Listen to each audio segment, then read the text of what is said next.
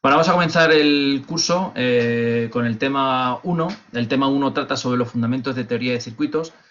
Quizás sea el tema base realmente toda la asignatura, donde se van a fijar un poco, entre comillas, las reglas del juego de cómo resolver un circuito eléctrico.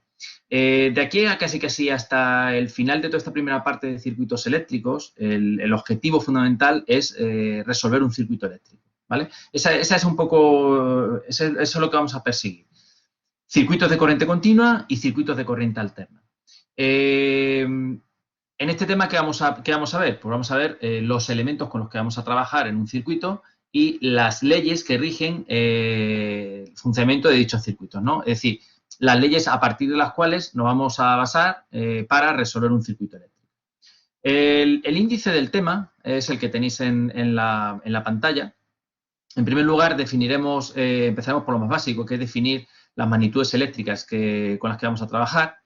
Después veremos lo que significa esto de referencia de polaridad, que empieza a dar un poco de pistas de cómo resolver un circuito eléctrico, de cómo abordar la resolución de un circuito eléctrico. Después veremos con qué clase de circuito vamos a trabajar en este curso. Esto es simplemente un poco de descriptivo, es decir, con qué tipo de circuito nos vamos a enfrentar. Pasaremos a un punto fundamental, que son los elementos de circuitos, es decir, con qué tipo de elementos vamos a trabajar en este curso, ¿vale? Con qué tipo de elementos vamos a trabajar en este curso. Veremos que vamos a trabajar con resistencia, bobinas, condensadores y fuentes, ¿vale? Esos son los elementos de circuitos con los que vamos a trabajar.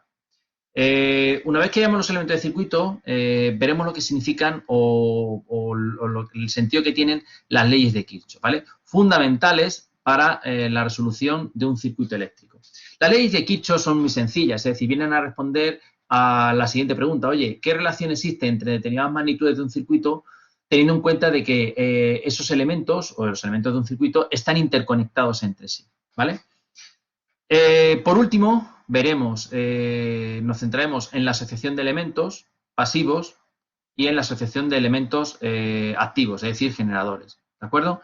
Y por último, nos dedicaremos, y esto es importante también, al balance de potencia, ¿vale? Entonces, entender este tema es clave para el desarrollo no de los temas del tema siguiente, sino de todos los temas a lo largo del curso, ¿vale? Así que este es un tema que hay que tenerlo muy presente. Es más, yo os diría que si tenéis alguna duda siempre de este tema, acudir nuevamente al tema y resolverla, ¿de acuerdo? Sí, cada uno de los puntos de este tema hay que entenderlos perfectamente. Es decir, no podría decir, oye, el punto 2 no me interesa, no me lo estudio. No, el punto 2 quizás sea también uno de los más importantes, ¿vale? ¿Por qué? Pues porque el punto 2 sí va a influir a la hora de resolver un problema, es decir, y quizá va a determinar el que resolváis un problema con éxito o no, ¿vale? Entonces, todos los puntos de este tema son fundamentales, todos, ¿vale? Y por tanto hay que entenderlos, ¿de acuerdo? Entenderlo no quiere decir estudiarlos y entender lo que dice la teoría. Entenderlo significa entender lo que significa lo que dice la teoría y ser capaces de esa teoría aplicarla en un problema, ¿de acuerdo? Sí, los conceptos teóricos no se van a preguntar como tal, se van a preguntar como aplicación, ¿vale? En un problema particular, ¿cómo aplico yo esos conceptos? Es decir, cuando veamos la ley de Kirchhoff, veremos cómo aplicar la ley de Kirchhoff a la resolución de un problema, no en sí preguntar la teoría de lo que dice la ley de Kirchhoff, que eso es sencillísimo, ¿vale? Lo complicado es pasar de la teoría a un problema, y eso es lo que nos vamos a dedicar todo el curso, ¿vale? Desde el próximo día que empecemos a resolver problemas ya de circuito hasta final de curso, porque el objetivo, ya digo, el objetivo es, siempre vamos a tener eso en mente, es decir, resolver un circuito eléctrico. Todavía no sabemos lo que es resolver un circuito eléctrico, es más, todavía no sabemos ni siquiera lo que es un circuito eléctrico, ¿vale? Entonces, un circuito eléctrico lo vamos a definir en cuanto veamos los elementos de un circuito. Es decir, en cuanto veamos el punto 4, vamos a ser capaces de definir lo que es un circuito eléctrico. Y una vez que veamos la ley de Kirchhoff, vamos a ser capaces incluso de definir qué es resolver un circuito, ¿vale? ¿Qué es resolver un circuito? Bien, pues vamos a iniciar. Ya dije que en este curso vamos a comenzar desde lo más básico. ¿Y lo más básico qué es? Pues lo más básico es definir las magnitudes eléctricas con las cuales vamos a trabajar. Para definir las magnitudes eléctricas hay que acudir a la definición más elemental, que es la definición de carga. A partir de la definición de carga se puede construir todas las demás magnitudes eléctricas, ¿no? Entonces, vamos a empezar desde lo más básico y a partir de ahí vamos a ir construyendo. Yo iré diciendo las magnitudes con las cuales vamos a trabajar y los conceptos que vamos a trabajar profundamente. Y diré algunos conceptos que están incorporados en las transparencias simplemente para iniciar el contenido, ¿vale? No en sí, quiero decir, no es lo normal trabajar con esas magnitudes, pero sí como inicio de definición de una serie de magnitudes, ¿vale? Entonces, concretamente, vamos a ir al punto 1, vamos a definir las magnitudes eléctricas. Importante, ¿vale? Muy importante. Entonces, la definición, fijaos cómo se empieza el punto 1, definiendo la carga eléctrica. ¿Por qué hay que definir la carga eléctrica? Bueno, la carga eléctrica en sí no la vamos a utilizar quizá a lo mejor lo utilicemos en el 1%, 1 o 2 problemas, pero simplemente de aplicación. Pero, ¿por qué es útil definir la carga eléctrica? Pues porque nos va a permitir definir todas las demás magnitudes, ¿vale? Es decir, si no definimos carga eléctrica, seríamos incapaces de definir el resto de magnitudes eléctricas, ¿vale? Vamos a ver. Un momentito.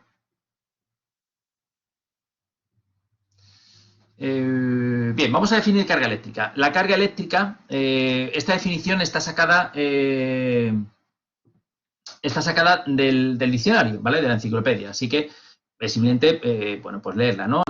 ¿Cómo se define la carga eléctrica? QDT, ¿vale? Pues la propiedad de las partículas elementales que constituyen la materia y que se manifiesta por medio de fuerzas eléctricas. Estoy leyendo, ¿vale? Evidentemente no quiero trastocar la definición que da la enciclopedia. El electrón constituye la carga eléctrica más pequeña. De hecho, dentro de un conductor lo que se mueven son los electrones, ¿vale? La unidad del sistema internacional ya lo sabemos que es el coulombio, C mayúscula, y equivale, bueno, pues a esas cargas eléctricas, ¿no? Bien, ¿por qué nos es útil el definir la carga eléctrica? Pues porque la siguiente magnitud que vamos a definir va a ser la intensidad. Y la intensidad o corriente eléctrica su definición se basa en la definición de carga eléctrica, ¿vale? Bien, pues pasemos entonces a definir la corriente eléctrica. Esta sí es una magnitud con la que vamos a trabajar durante todo el curso y es una magnitud importante, ¿vale? La corriente eléctrica. Corriente eléctrica IDT en general. En minúsculas la definiremos las magnitudes temporales y después ya veremos cuando veamos corriente alterna que definiremos magnitudes mayúsculas, por ejemplo, para corriente continua y magnitudes mayúsculas también cuando estemos trabajando en corriente alterna, ¿vale? Para nosotros ahora mismo IDT, que es lo que identifica corriente eléctrica o también llamada intensidad de corriente, ¿vale?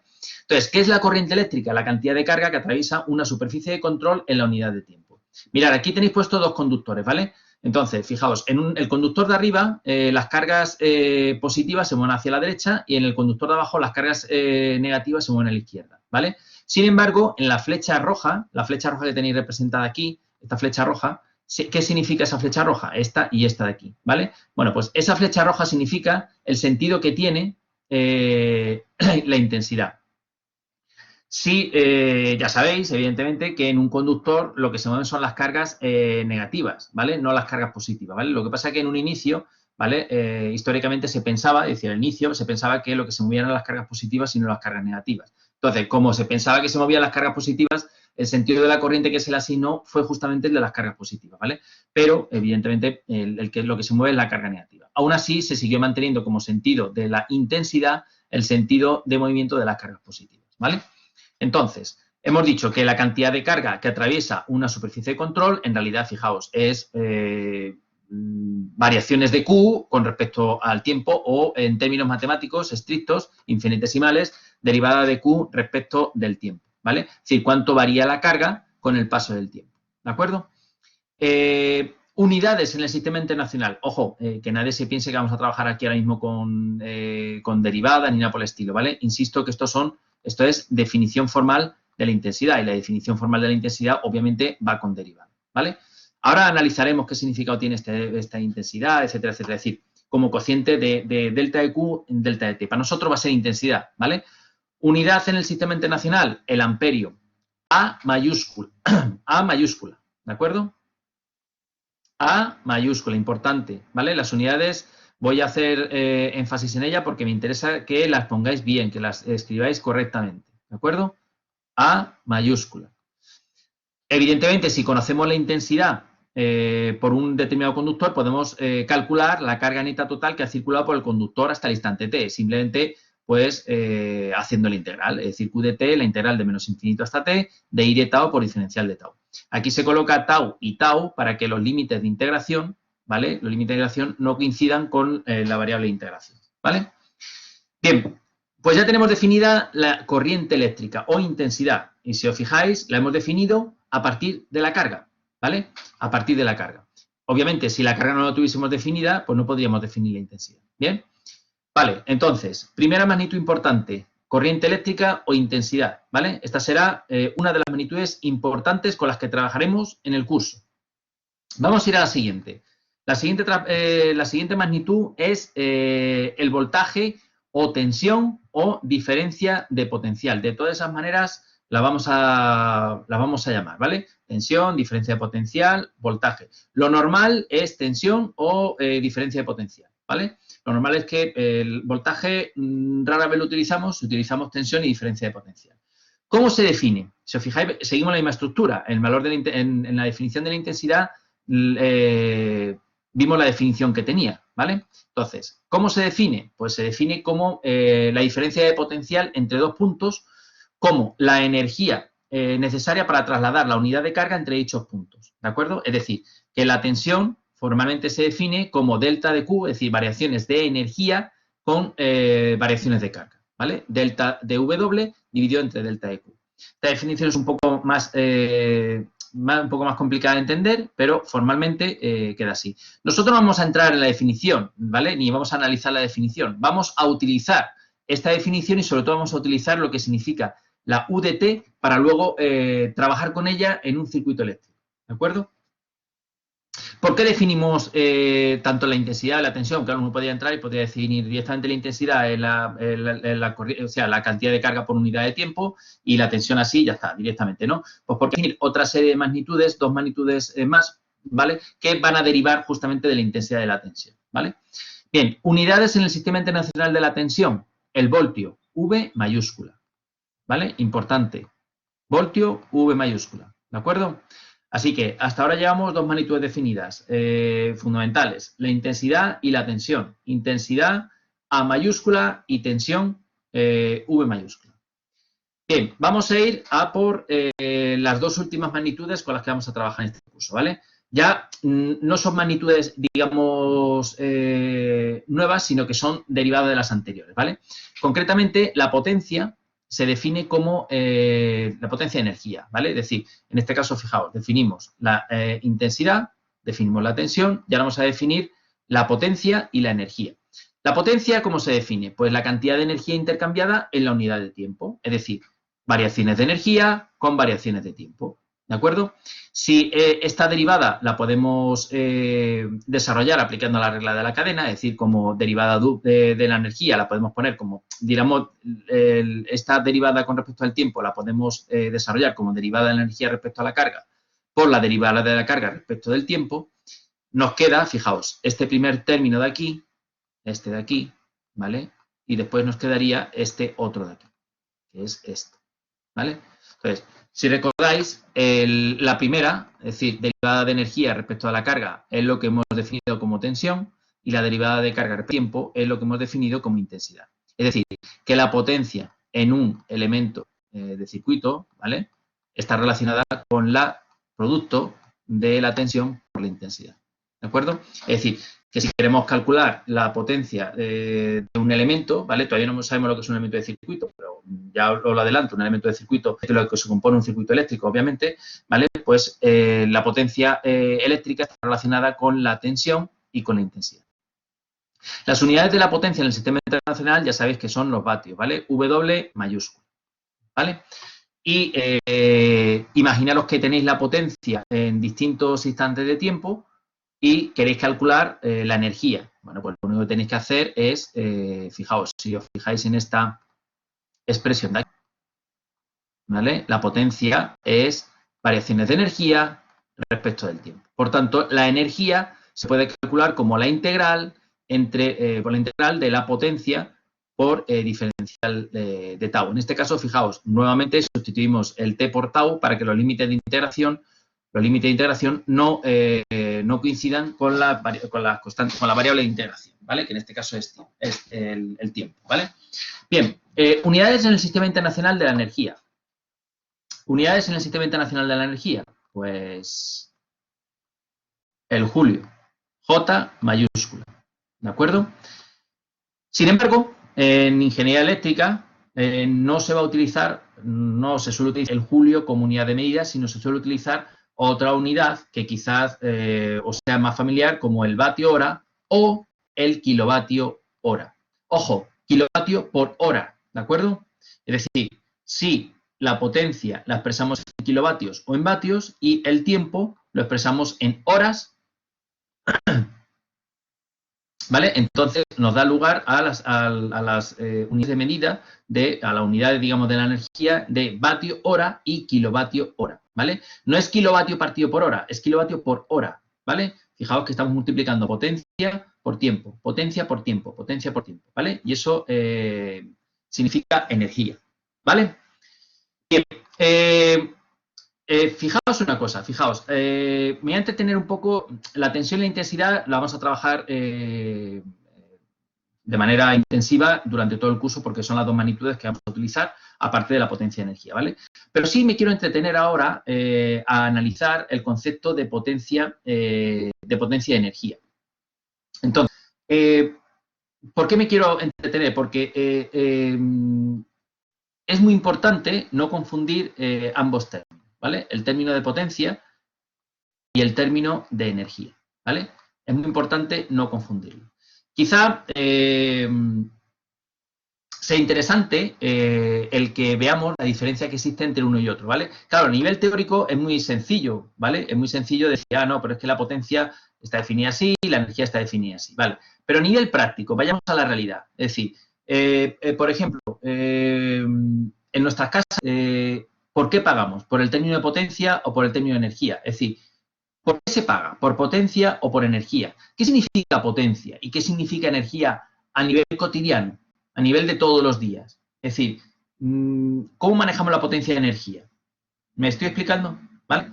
Entonces, vamos a intentar visualizar eso a nivel práctico, a nivel doméstico, ¿vale? Es decir, a nivel doméstico, yo todos los meses pago mi factura de la luz. En la factura de la luz, ¿por qué pago? ¿Por energía o por potencia? ¿Vale? Por potencia o por energía.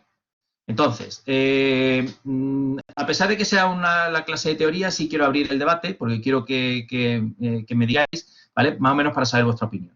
Entonces, la pregunta es muy sencilla. La pregunta es, a nivel doméstico, a nivel de una casa, ¿vale? De una vivienda, es decir, mensualmente, ¿por qué pagamos? ¿Por potencia o por energía? ¿Vale? Venga, contestar.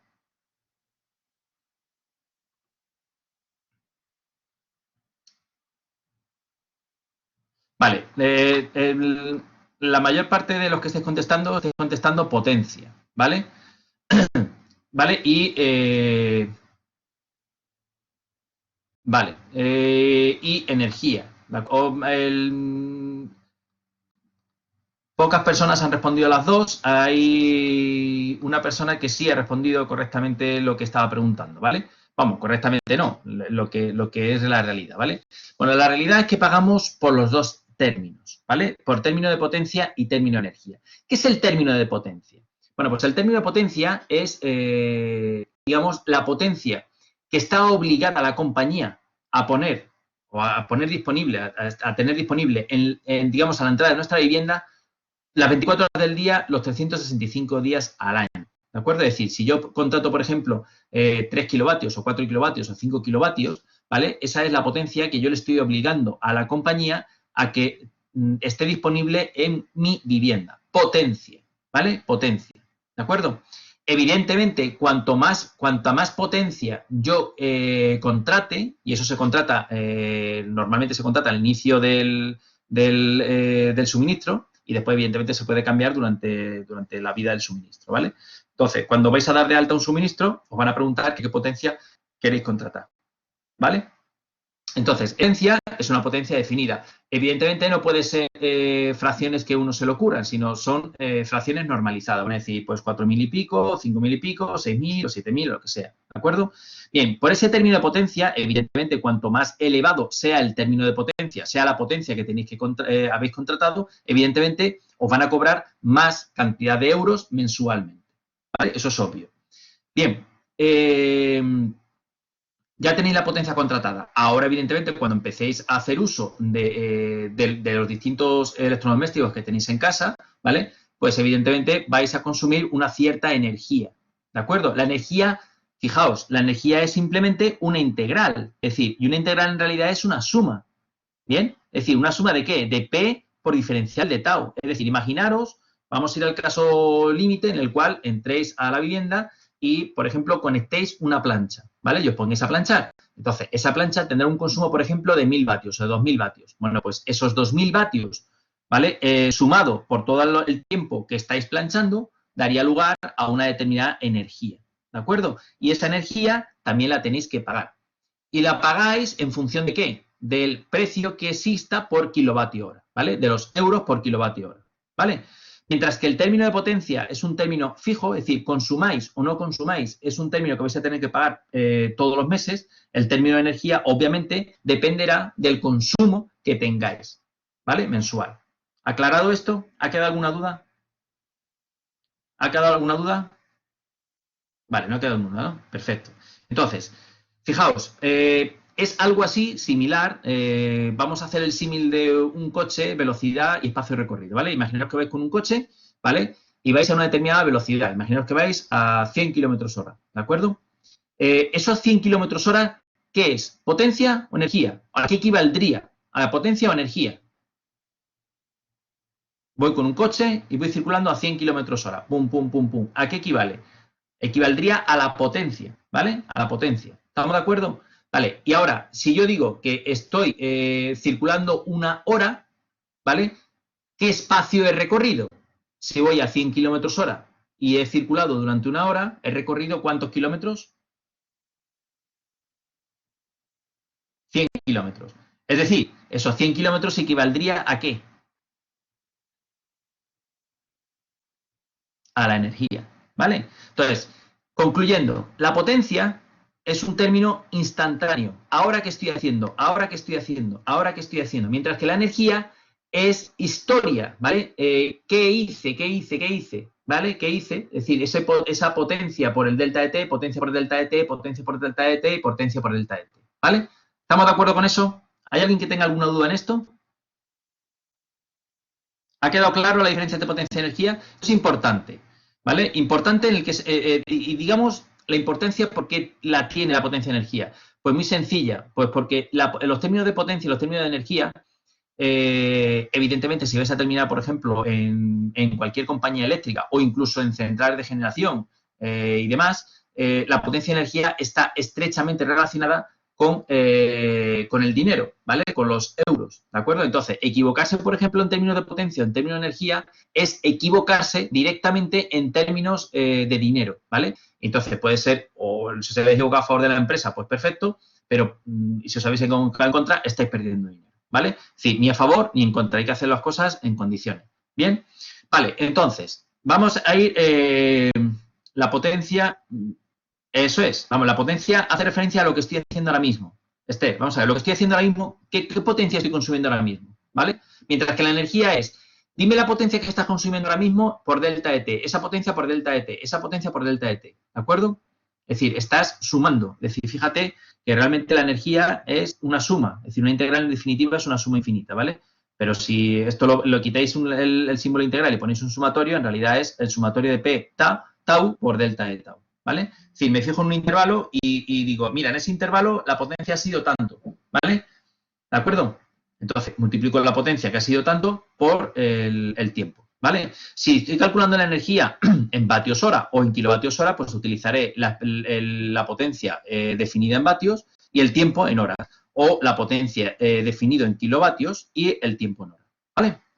Ahora haremos un ejercicio, pero antes de pasar al ejercicio, hombre, porque supone, en realidad, por fijar un poco conceptos, ¿vale? Pero en realidad tú no pagas de menos infinito a t siempre, evidentemente, de donde inicias. Es decir, si tú quieres calcular la energía en un determinado intervalo, pues calcularás en el intervalo inferior el tiempo a partir del donde inicias el conteo, ¿vale? Y el superior donde terminas el conteo, ¿vale, Pablo? ¿De acuerdo?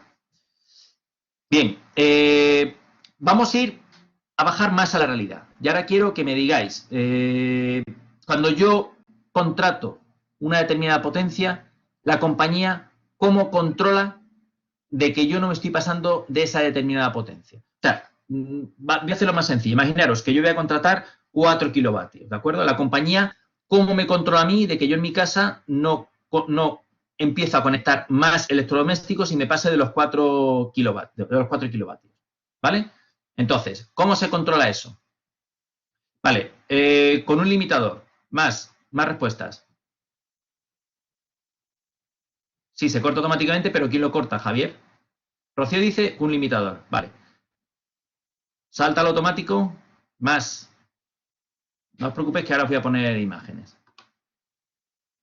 Venga. ¿Nadie más? Los fusibles, no. Los fusibles solamente existen ahora mismo para el corte general y están en el cuadro de contadores. Y para que te salte el fusible ya has tenido que hacer alguna cosa gorda. No, diodos no existen en baja tensión a nivel usuario, no existen diodos, Marina. ¿Vale? Venga, más.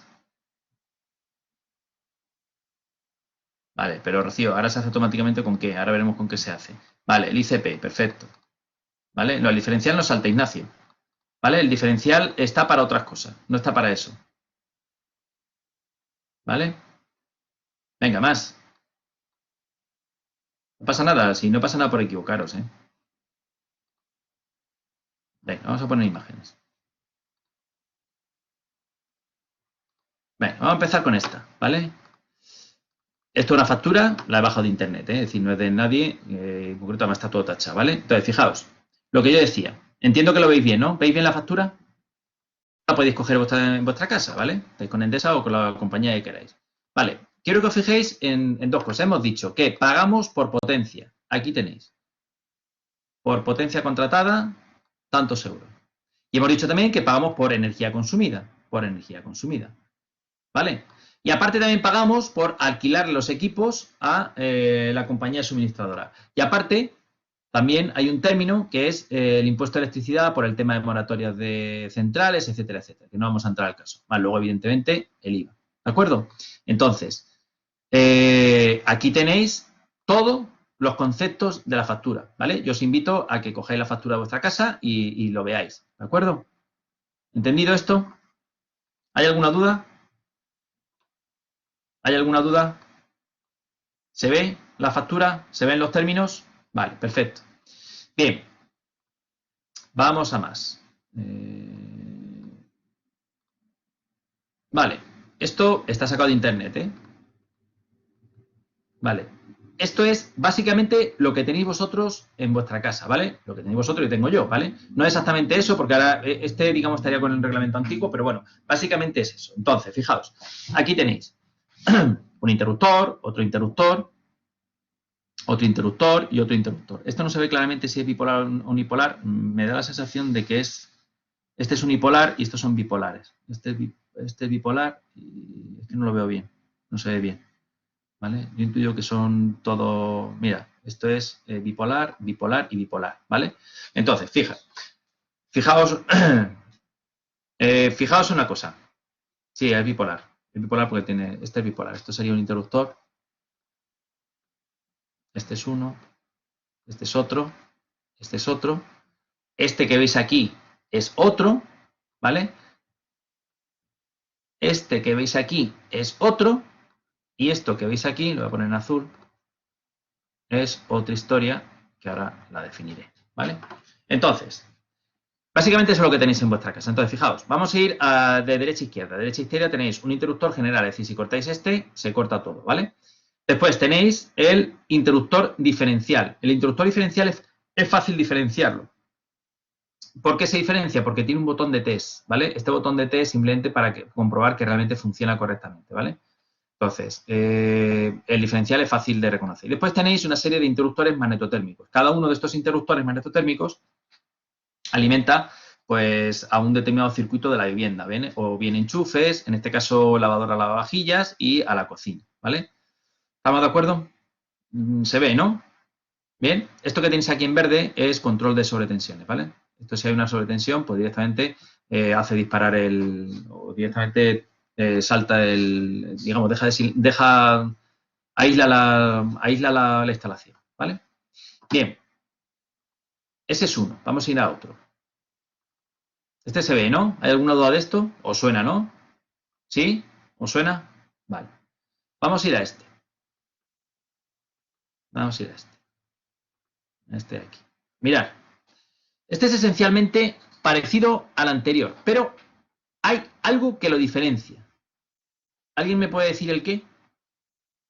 Y aquí vamos a enlazar directamente con el tema de potencia. Es decir, yo voy a contratar la potencia, le voy a decir a la compañía, quiero 4 kilovatios. Y la compañía me va a decir, vale, yo te muevo 4 kilovatios. ¿Vale? Entonces, ¿cómo me limita, es decir, cómo me vigila a mí la compañía que no me paso de los 4 kilovatios? Bueno, pues la solución que se venía utilizando hasta hace algunos años es incorporar un interruptor de control de potencia o ICP, ¿vale? Lo voy a poner por aquí, ¿vale? ICP, ¿de acuerdo? Eso es lo que se venía utilizando. El ICP está aquí, este es el ICP, ¿vale? Lo que pasa es que este no se ve, realmente esto es un interruptor normal y corriente, ¿vale? Es un interruptor normal y corriente que llegado a un determinado valor de intensidad lo que hace es cortar, ¿de acuerdo? Entonces, si por ejemplo, si tenéis todavía alguna vivienda en la cual exista ICP, ¿vale? Pues significa que cuando pasáis de potencia, empecéis a conectar muchos electrodomésticos, este interruptor salta, ¿vale?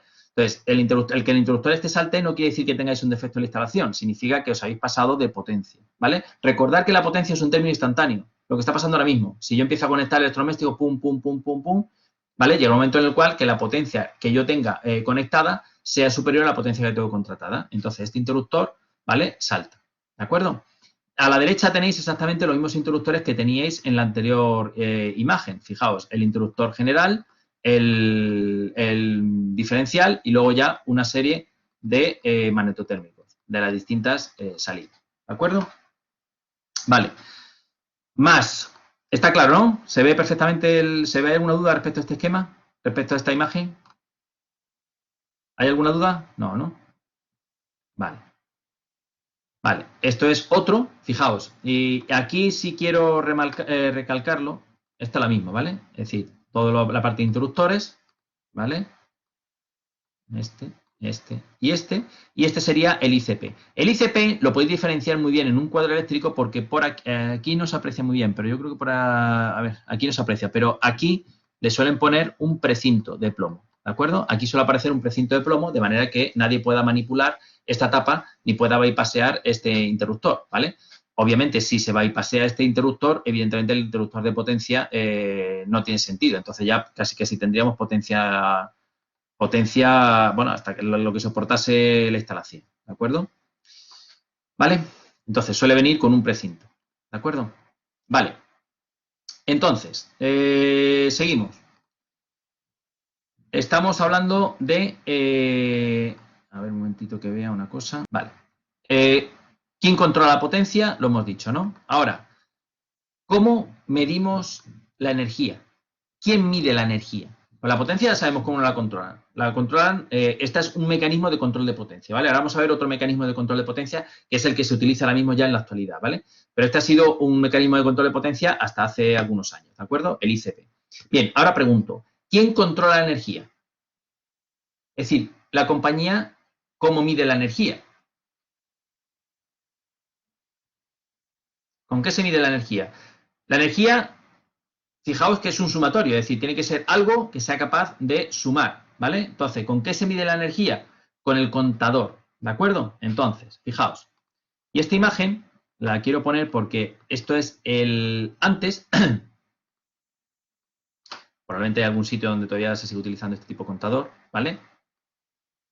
Y el después, ¿de acuerdo?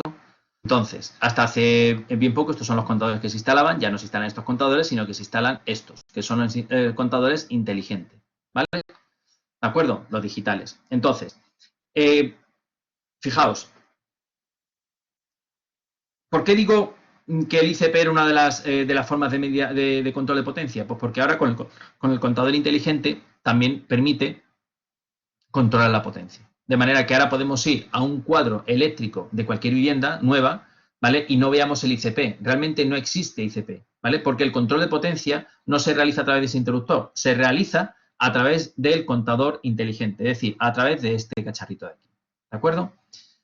Obviamente el de la derecha no es un contador inteligente, ¿vale? Es obvio, ¿no? El de la izquierda es un contador inteligente. El contador este inteligente está además conectado con el centro de control de la compañía suministradora y a golpe de clic, ¿vale? Puede cambiar la consigna de ese contador. Es decir, imaginaros que queréis cambiar la potencia contratada, pues a golpe de clic la contrataríais, ¿vale?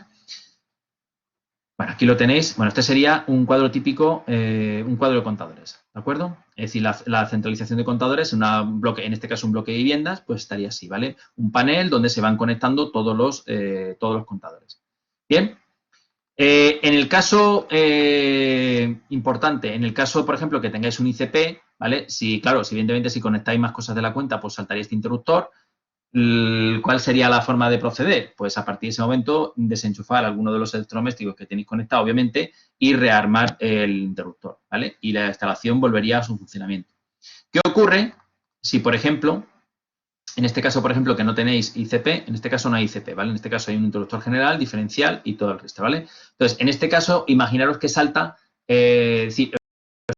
vais al cuadro y veis que, ¿vale? Pero no tenéis luz en vuestra vivienda. Aparte de comprobar que no se ha ido la luz general en el bloque y en el barrio, pues, ¿qué ocurriría? Pues realmente lo que os ha cortado ha sido el contador inteligente, ¿vale? Entonces, para decirle al contador que os habéis enterado, es decir, que vale, que has cortado por control de potencia y ya me he enterado, pues lo que tenéis es bajar el interruptor general y subirlo, ¿de acuerdo? Y con eso ya el contador se ha dado cuenta de que tú te has enterado de que te has pasado de potencia, ¿vale? Y por tanto, vuelve el suministro a la vivienda. Ojo una cosa, ojo una cosa. Vamos a irnos a este, por ejemplo, ¿vale? En este, esto es simplemente curiosidad ya, ¿vale? Por si acaso os pasa. Como antes ha habido gente que ha hablado del diferencial, vale. Entonces, mirad, puede ser que os salte un interruptor de estos. Si os salta un interruptor de estos, ¿qué puede estar ocurriendo? Bueno, pues puede estar ocurriendo dos cosas. O bien, que tengáis un defecto en ese circuito, ¿vale? En ese circuito tengáis un defecto. ¿Un defecto qué quiere decir? Pues que, yo qué sé, que algún equipo esté cortocircuitado por dentro y cuando lo enchufáis, pues salta el interruptor, ¿de acuerdo? O porque haya habido un corto accidental, ¿vale? Y dos, porque os hayáis pasado en conectar cosas a este circuito. Imaginaos que en este circuito tenéis los enchufes, ¿vale? Y habéis conectado y tenéis todos los enchufes cubiertos, ya habéis empezado a conectar cosas, etcétera, etcétera. No habéis llegado a la máxima potencia que permite la instalación con el ICP o con el contador, pero sí habéis llegado a la máxima potencia que admite ese circuito. Por tanto, este interruptor salta, ¿vale? En ese caso lo tendréis que hacer, ver lo que está pasando en ese circuito y, digamos, quitarle carga, desenchufar cosas que tendréis enchufadas, ¿vale? Ese es uno. Dos, vamos a ir, por ejemplo, a este de aquí. Como antes decía alguno, el diferencial. Este es el diferencial. ¿Y qué pasa si salta el diferencial?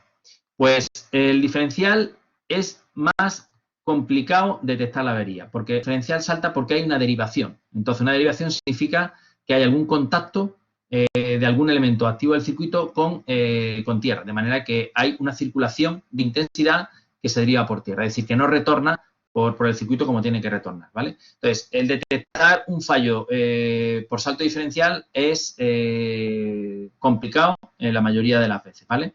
Hay muchas veces incluso que este diferencial salta por armónicos, ¿vale? Es decir, si tenéis mucha carga armónica en la red porque tenéis ordenadores, tenéis, etcétera, equipos, digamos, informáticos con mucha, que meten mucho ruido, meten la onda, digamos, la ensucia mucho, pues salta, ¿vale? En esos casos, y eso supongo que muchos lo habéis oído hablar, es normal instalar un interruptor diferencial superinmunizado, es decir, que tenga frenado de armónico, ¿de acuerdo? De manera que evitéis disparos introspectivos de diferenciales, ¿de acuerdo? Pero el diferencial, fijaos, la forma que tiene de disparar el diferencial es muy distinta a la forma que tienen de disparar los magnetotérmicos, ¿de acuerdo? Bueno, ¿ha quedado claro más o menos el tema? todo esto venía por el tema de potencia y energía. Entonces, me interesa mucho que diferenciáis el concepto de potencia y energía. ¿Hay alguna duda respecto de estas imágenes? Que voy a quitarlas ya.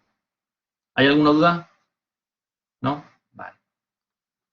Magnífico. Vamos a volver entonces al tema.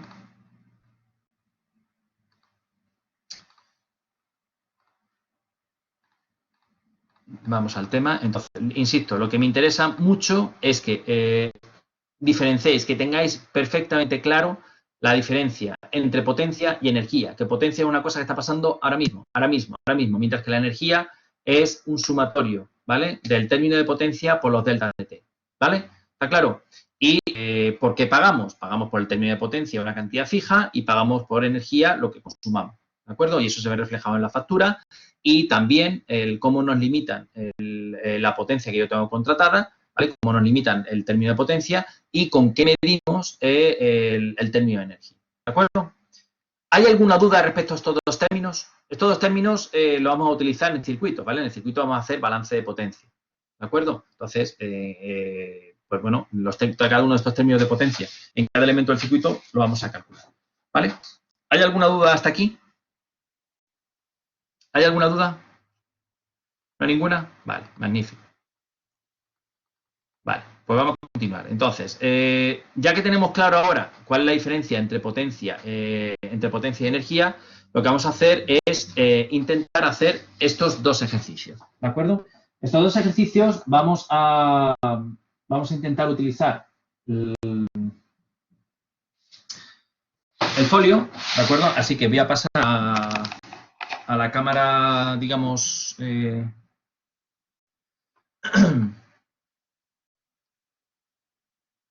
vamos a ver. Voy a compartir.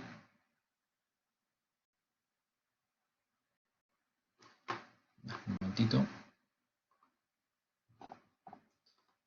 Una cosa, que voy a sacar la transparencia, pues si no, no voy a ver el enunciado, quiero verlo. Vale, aquí lo tengo.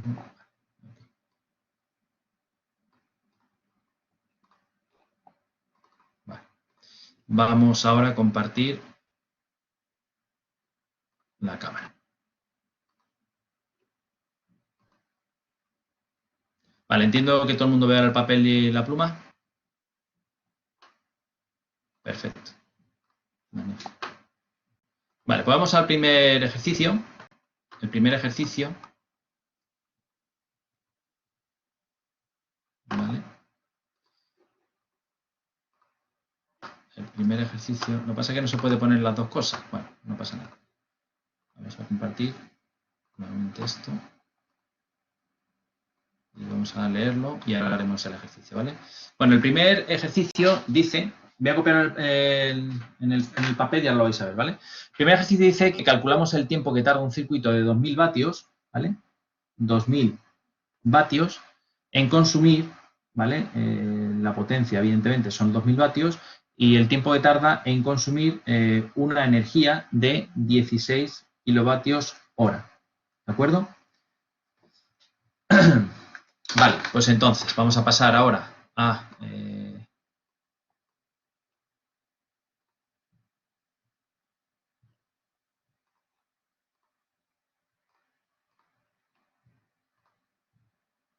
vale. Entonces, nos dicen que cuánto tiempo tiene que transcurrir para que un circuito de 2000 vatios consuma 16 kilovatios hora, ¿de acuerdo? Fijaos, esto es energía y esto es potencia, ¿de acuerdo? Entonces, vamos a ver. Hemos dicho vatios, energía, potencia por tiempo, ¿vale? Energía, hemos dicho que es potencia por tiempo, ¿vale? Entonces, tengo un elemento que me está consumiendo 2000 vatios, una cosa instantánea, ahora mismo que está haciendo, ¿de acuerdo? Por un determinado tiempo, y esto tiene que ser igual a 16, ¿vale? Fijaos que estoy utilizando aquí vatios, ¿vale? Y tiempo voy a utilizarlo en horas, así que estos 16 los tengo que poner por 10 elevado a 3 para que sea vatios por hora, ¿de acuerdo? Entonces, T es igual a 16 por 10 elevado a 3 dividido por 2000, ¿vale? Esto es 16 por 10 elevado a 3 partido por 2 por 10 elevado a 3, ¿de acuerdo? Entonces, ¿cuál es el resultado? Pues obviamente 10 elevado a 3, 10 elevado a 3 y quedan 8 horas, ¿vale? ¿Estamos de acuerdo con eso? ¿Sí? ¿Hay alguna duda? Vale, magnífico.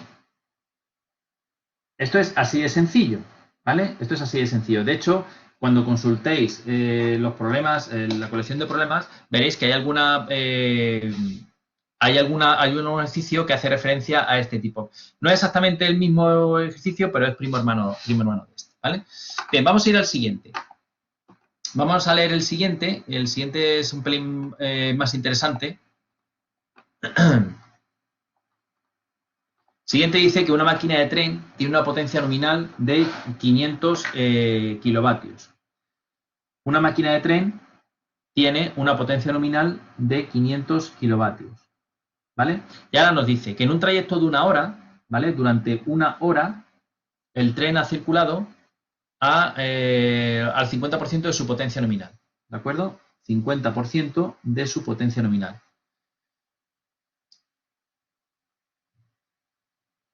Mientras, o sea, media hora no, será en 0,5 horas, por el trayecto mide una hora, en 0,5 horas el 50% de la potencia nominal, mientras que el resto del trayecto, la máquina está absorbiendo la potencia nominal, el 100% de la potencia nominal. ¿De acuerdo? Entonces, lo que me están pidiendo es que calcule cuánto vale la energía consumida por la máquina en dicho trayecto. ¿Vale? Es decir, la máquina tiene un trayecto de una hora, la mitad del tiempo consume la potencia nominal, o sea, está consumiendo la potencia nominal y la otra mitad del tiempo el 100% de la potencia nominal. ¿De acuerdo? Vale, pues vamos a irnos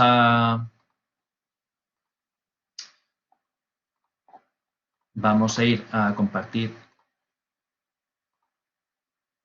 Vale, entonces, máquina del tren, ¿vale? La locomotora tiene una potencia nominal de 50 kilovatios, ¿de acuerdo? Entonces, fijaos, vamos a representar la potencia que está consumiendo P en función del tiempo con el tiempo. Entonces, me está diciendo que en una hora, en 0,5 horas, me está consumiendo la mitad de la potencia nominal.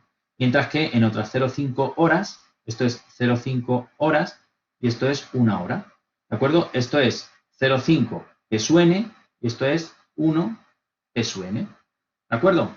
Entonces, ¿qué es lo que tengo que hacer? Pues obviamente tendré que calcular este área y este área para calcular la energía. Entonces, la energía será, para este tramo, 0,5 P sub n por 0,5 horas, más, en este tramo, que es P sub n por una hora. ¿Vale? Entonces, 0,5 por 500 kilovatios, que es la potencia nominal de la máquina, estamos diciendo que son 250, más...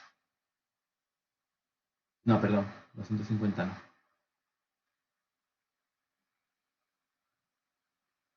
Esto es 0,5, ¿no? Porque es el otro tramo de 0,5, ¿de acuerdo?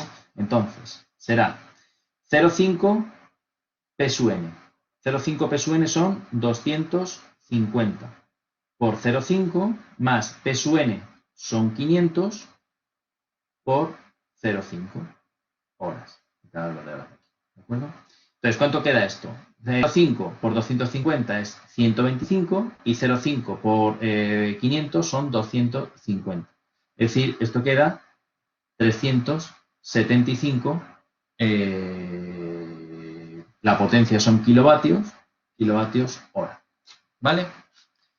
¿De acuerdo? ¿Ha quedado claro? Vale.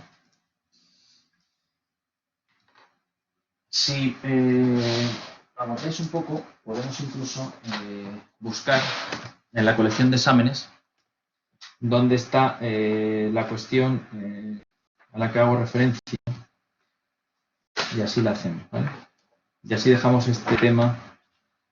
A ver. Mirad, aquí hay otro primo hermano, ¿vale? En este caso se dice que una máquina de tren tiene una potencia nominal de 500 kilovatios. En un trayecto de una hora se sabe que la máquina permanece al 30% del tiempo absorbiendo su potencia nominal, mientras que el resto absorbe solo la mitad de la potencia nominal. Calcula la energía absorbida por la máquina en dicho trayecto, ¿vale? Eso es de diciembre de 2012. Lo digo para que lo dejo como ejercicio y lo hacéis. Y me parece a mí que había alguna otra más, lo voy a decir, y ya se queda, y así se queda grabado. Y podéis, cuando esté repasando este tema, vais directamente a...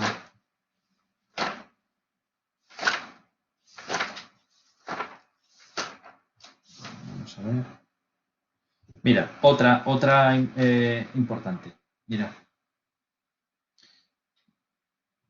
Bueno, esta la pasa para trifásica. Esta de momento no la podéis hacer. Este de trifásica, ¿no? Este no vale ahora.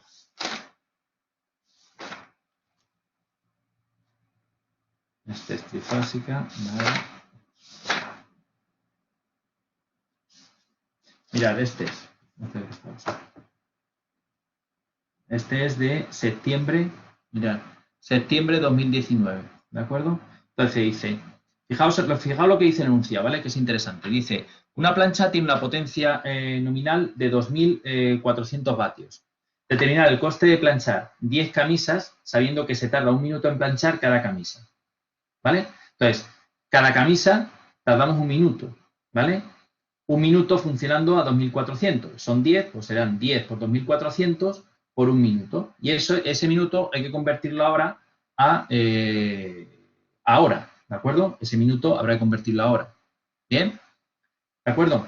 Y ahora considerar que el coste del kilovatio hora son 0,5 euros. ¿Vale? ¿Está claro? Os lo dejo como ejercicio y lo hacéis si queréis. ¿Vale? Perfecto. Bueno, pues en principio yo creo que con esto ha quedado claro ya el tema de potencia de energía, salvo que tengáis alguna duda. ¿Hay alguna duda de potencia de energía? No, perfecto.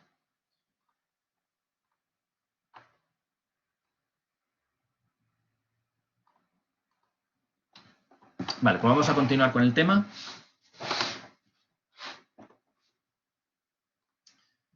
Y vamos a ver ahora las referencias de polaridad. ¿Vale? Vamos a ver lo que hace referencia a la referencia de polaridad.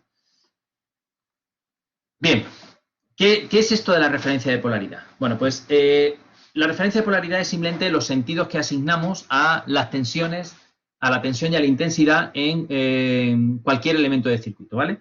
Cuando hablamos de un elemento de circuito, en general estamos diciendo un elemento de 2 terminales, donde podamos definir una tensión y donde podamos definir una intensidad, ¿de acuerdo?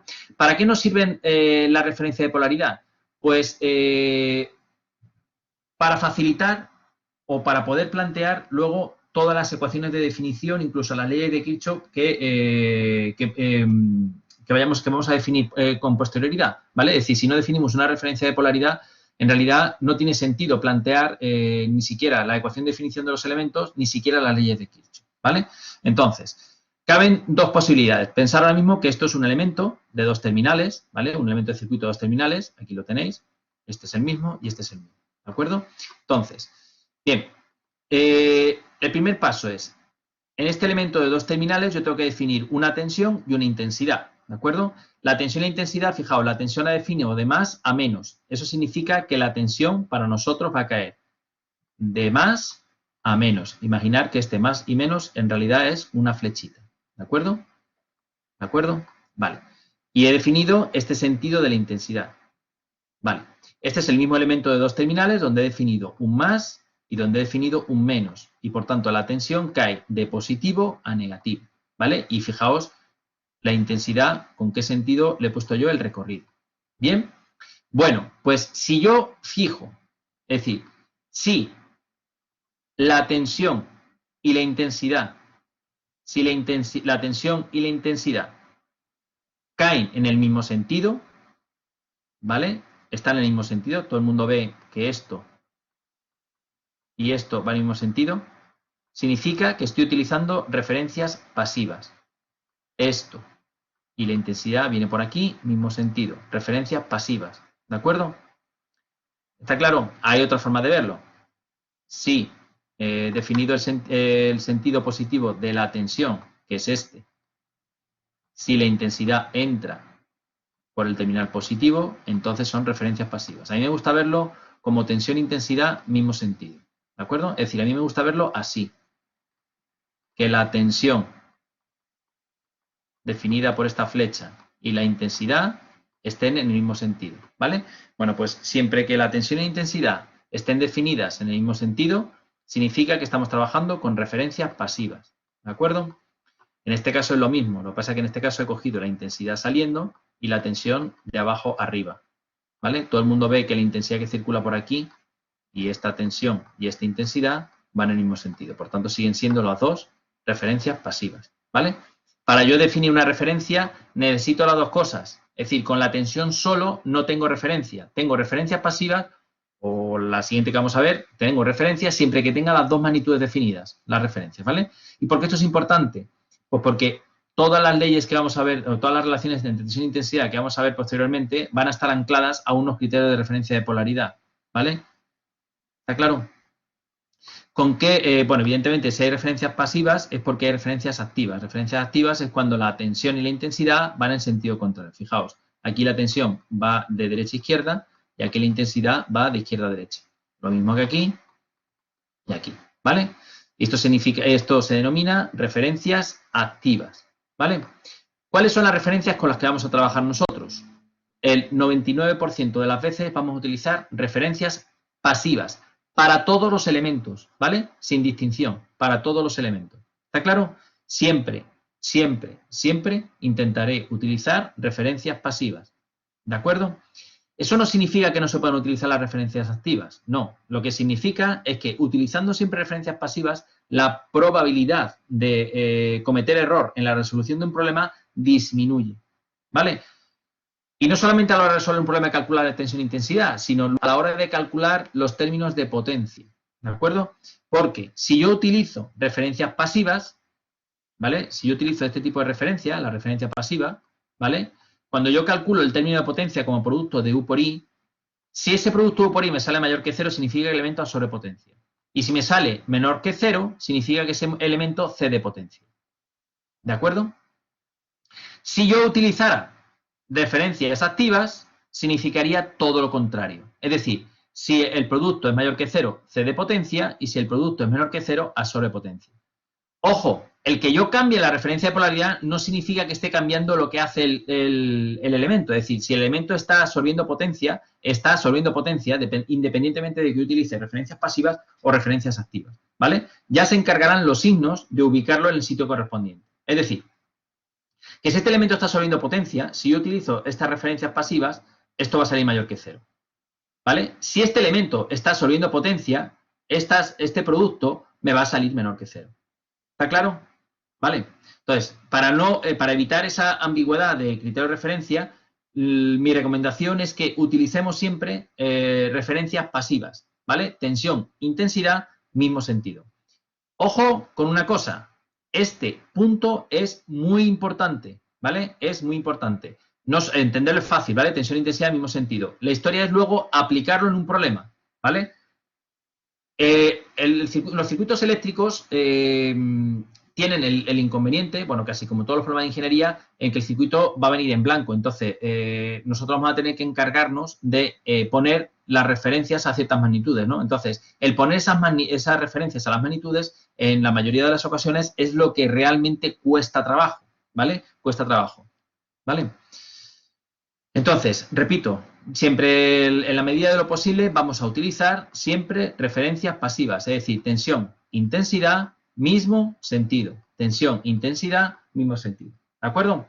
Eso ahora quiero que medianamente lo entendáis. Cuando empecemos a desarrollar problemas, entonces volveremos al tema de las referencias. Vaya, os diré, mira, aquí vamos a coger referencias y cómo se cogen estas referencias y demás. Pero sobre todo, las referencias pasivas sí las voy a utilizar a la hora de definir los elementos, ¿vale? A la hora de definir la relación entre tensión e intensidad de cada uno de los elementos del circuito con los que vamos a tratar en este curso, ¿vale? Porque si no tiene ningún sentido, es decir, yo no puedo plantear una ecuación de definición de un elemento si no he definido previamente las referencias. No tiene ningún sentido, ¿vale? Bien. Visto las referencias, ¿vale?, de polaridad, vamos a ver las clases de circuito con las que vamos a trabajar en este curso, ¿vale? En principio, bueno, pues evidentemente todo el curso está planteado con circuitos lineales, ¿de acuerdo? Entonces, los circuitos lineales, como todos los sistemas lineales, pues admiten el principio de proporcionalidad y el principio de superposición, ¿de acuerdo? El principio de proporcionalidad es muy sencillo. Si yo tengo un circuito lineal, en este caso faltaría aquí pasivo, ¿eh? Aquí hay que poner pasivo. Pasivo. Pasivo quiere decir que no tenga citación dentro, pero bueno, ahora luego lo veremos. Pasivo, ¿vale? Cuando yo lo alimento con una determinada tensión, me va a circular una determinada intensidad, por lo que me dice el principio de proporcionalidad es que si yo alimento con una tensión K veces la tensión original, la intensidad que va a circular va a ser K veces la intensidad original, ¿vale? Bien, eso es lo que dice el principio de proporcionalidad. El principio de superposición lo que dice es que si yo tengo un circuito lineal, nuevamente, pasivo,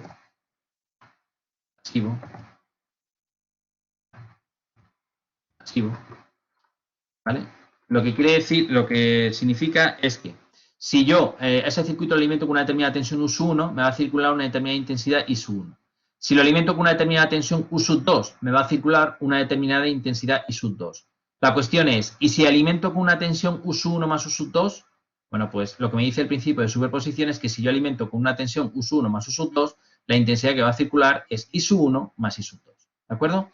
El principio de superposición se puede utilizar como herramienta de resolución cualquier circuito eléctrico siempre que posea más de una fuente de alimentación. En particular, lo vamos a utilizar en corriente alterna cuando utilicemos fuentes de distinto tipo, ¿vale? Lo digo ahora para que luego, cuando veamos corriente alterna, nos suene esto del principio de superposición, ¿vale? Insisto, esto es fácil de entender. Ahora, lo que hay que coger es el concepto de proporcional, el concepto de superposición, y ponerlo en práctica y llevarlo hasta la resolución de un problema. ¿De acuerdo? Vale. Diferenciar entre circuitos pasivos y circuitos activos, ¿vale? Los circuitos pasivos, ¿vale? Circuitos pasivos y circuitos activos se diferencian por la energía. Recordad que la energía es la integral de la potencia absorbida, ¿vale? Entonces, un circuito pasivo es aquel en el cual la energía absorbida es mayor o igual que cero para todo T, ¿vale? Es mayor o igual que cero para todo T.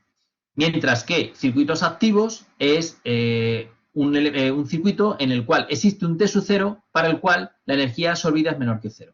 Típicamente los circuitos activos pues, son las fuentes de alimentación, ¿vale? Normalmente. Circuitos pasivos, energía mayor o igual que cero para todo T, ¿vale? Entonces, ahora podemos tener dos casos en los cuales la energía tenga esta forma. Fijaos que esta forma que tiene la energía es con una pendiente siempre positiva, mientras que aquí hay zonas en las cuales tiene pendiente positiva y pendiente negativa, ¿vale? Entonces, siempre que tengamos pendiente positiva, significa que tenemos potencia absorbida mayor o igual que cero, ¿vale? Recordad que la potencia derivada de la energía respecto del tiempo, si esa derivada es siempre menor que cero, la potencia es mayor o igual que cero.